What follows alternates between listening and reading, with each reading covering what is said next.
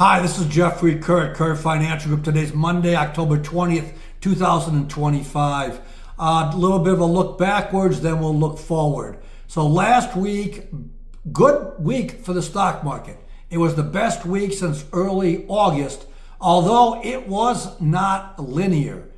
A lot of back and forth, a lot of intraday volatility, morning rallies, afternoon sell-offs, then rebounds, back and forth.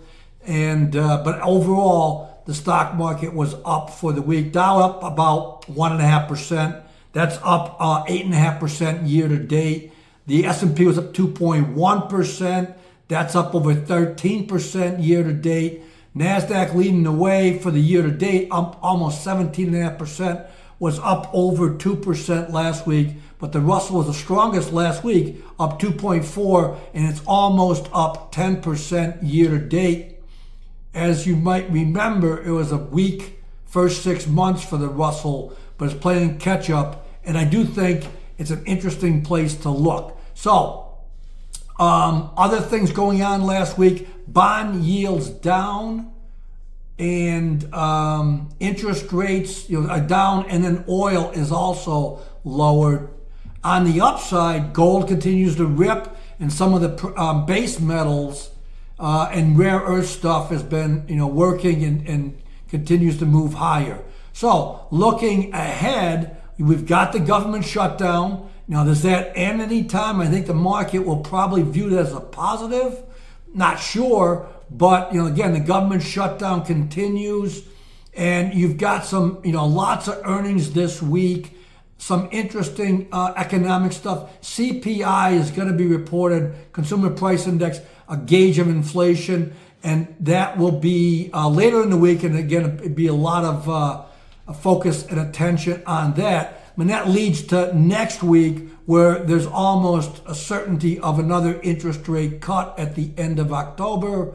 And then you've got around the same day, at the end of October, the Trump Xi meeting.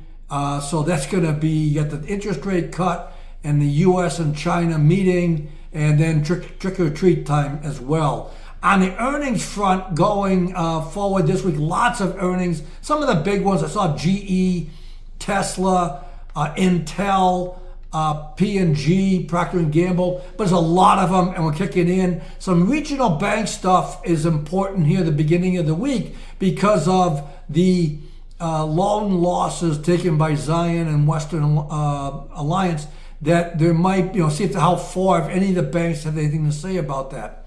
Finally, I want to finish on just a note from Apollo Investments. Not sure if you've heard of them. They are a Wall Street powerhouse. They just aren't, in retail investing, mostly institutional, private equity, private credit, things like that. And I get their notes every day, and they do send them out 7 days a week. One on Saturday I thought was pretty interesting, and just pass it along in summary. They were claiming or thinking that any of the negative from the trade wars and the tariff policies is strongly outweighed by the AI boom and the industrial renaissance that's currently happening in the U.S.